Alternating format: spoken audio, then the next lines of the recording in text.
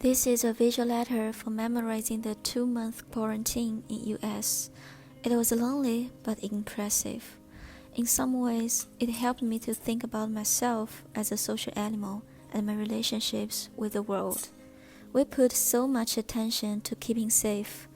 Storing food is also an interesting challenge because we have to touch outside things.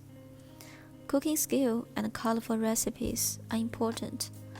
Chinese makes much accounts for dialing.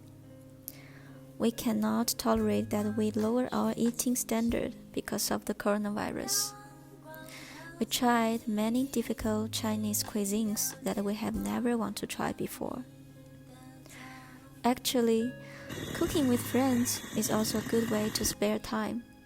Cook and eat become a very important part of our life and a kind of amusement in the quarantine period. This is my last semester in the United States and feel very not willing to say goodbye to my favorite professor, Lizwex Human.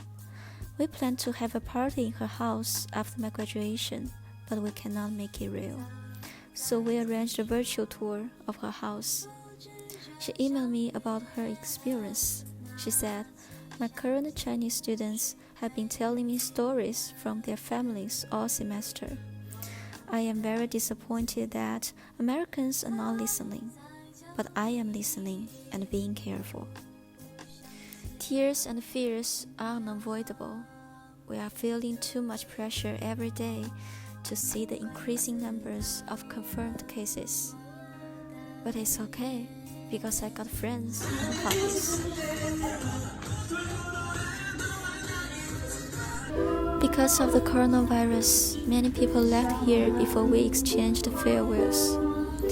I get to know how suddenly the separation happens and how changeable the life is. We should always cherish what we have and who we met.